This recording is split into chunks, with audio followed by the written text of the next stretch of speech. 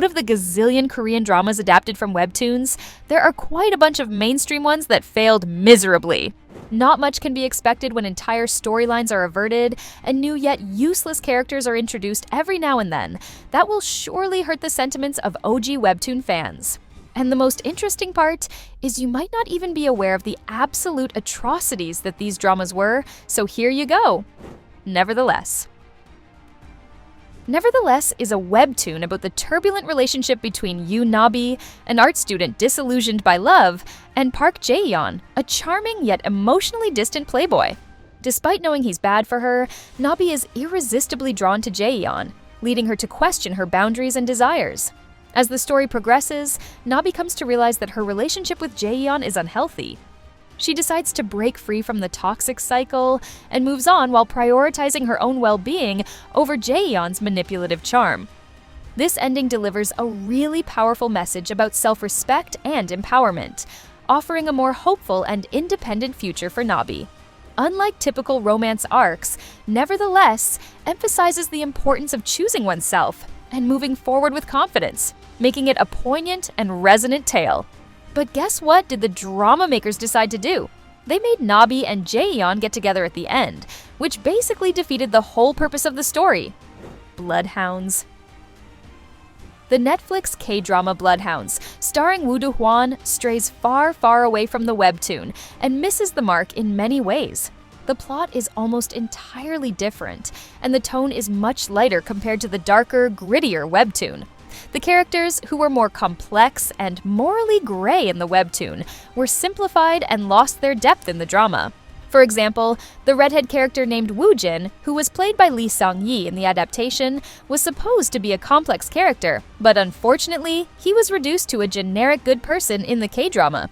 President Choi, who should have been portrayed as a vile and manipulative man, was softened into a charitable figure, stripping away the darker elements of his character.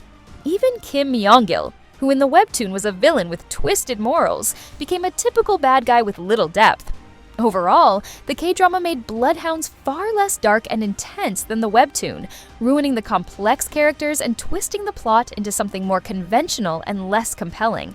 Sweet Home.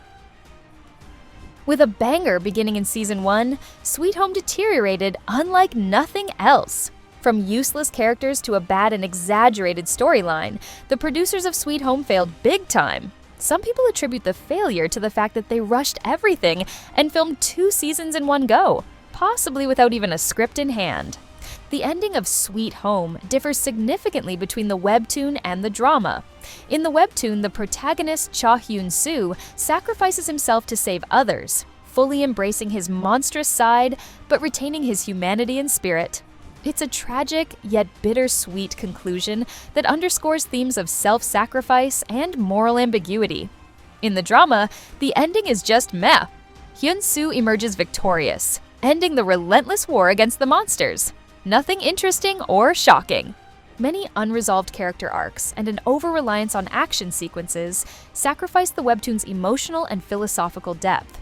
The pacing was chaotic, and character development suffered with key figures sidelined or underdeveloped.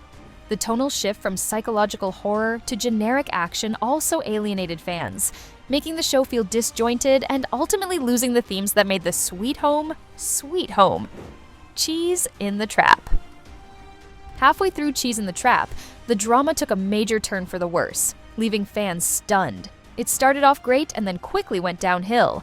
There no longer existed the charming story that had everyone cheering for Hong Seol and trying to understand Yoo Jung. Seo Kang-joon, who played Baek In-ho, was finally getting the recognition he deserved for his looks and acting, but suddenly, many scenes started disappearing and key parts from the webtoon were missing. What was once a fan favorite turned into a huge disappointment. The webtoon Cheese in the Trap was praised for its deep and relatable characters, and its plot was carefully crafted to explore the complex relationships and personal struggles. So, the big changes in the drama obviously didn't sit well with fans. Instead of staying true to the webtoon's modern setting and intricate storyline, it shifted to an awkwardly handled historical backdrop and altered the characters' stories. This departure from the original material left fans feeling disconnected and let down. A story that was already great and had enough appeal to become a drama just led to a miserable flop. Anara Sumanara.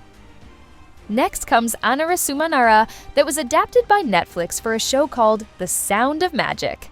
The storyline remained pretty much the same, but the drama fell flat in making a meaningful connection with the viewers. The webtoon will make you laugh, cry, and feel 100 different emotions at the same time, but the drama absolutely fails to do SSO. The webtoon explores the lives of 3 characters caught between the harsh realities of adulthood and their actual dreams. The story follows Yuna-e, a high school girl who once dreamt of becoming a magician. But in reality, she cannot even afford new socks. As she navigates her struggles, including academic pressures and caring for her younger sister, she is drawn into the magician's world, challenging her perception of reality and wonder. The webtoon beautifully blends fantasy and emotion and creates a beautiful tale of dreams, hope, and the magic of believing. By the time you are done reading, you'll definitely be ugly sobbing. Surprisingly enough, even though the drama followed the same story and even added musical elements throughout the show, it failed to make viewers feel the emotions felt through the webtoon. So, I guess we could say the drama is not good, not bad. Maybe when you deeply love a piece of writing, it's natural to feel let down by its live-action adaptation. While there's surely something intriguing about the show, there also feels like something is missing. Another thing that the drama could have done better was doing something about Na Il-deong's face that is elongated throughout the show. CGI could have been used because the writers compromised for his looks by making him way ruder than he really was. Despite featuring magic, music, somewhat beautiful settings, and various storylines, this show somehow managed to be boring. Even with all these elements, it still fell flat. Orange Marmalade. The drama adaptation of Orange Marmalade was a massive letdown compared to the beloved webtoon. The webtoon had captured hearts with its sweet tale of young love and a vampire who wins over a vampire-hating boy. But the drama started off on a high note, with fans excited about the romance between Ma-ri, Seol-hyun, and Jae-min, Yo-jin-gu. However, things quickly went off the rails. Instead of staying in the modern world where the webtoon was set, the drama, for some unknown reason, jumped back to the Joseon era, making the characters adopt new identities. This huge change confused and disappointed many fans who loved the original story. Even though Yeo Jin-gu and Seol-hyun got some awards for their acting, Jin-gu won Best New Actor and Seol-hyun got the Popularity Award, the drama itself didn't live up to expectations. Despite the talented cast, the adaptation failed to capture the magic of the webtoon and ended up being a huge flop.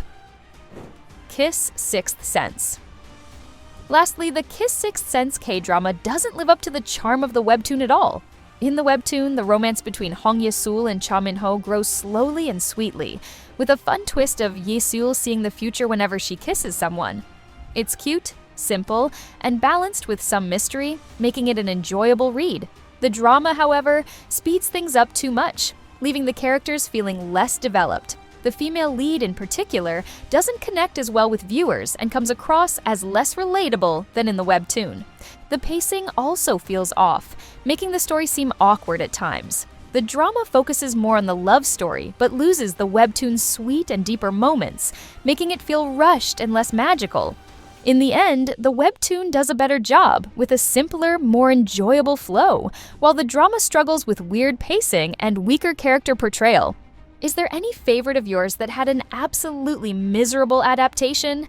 Let us know in the comments box below, and make sure to hit that subscribe button for more exclusive content on your YouTube. That's all for today. Thank you for watching, and catch you in the next one.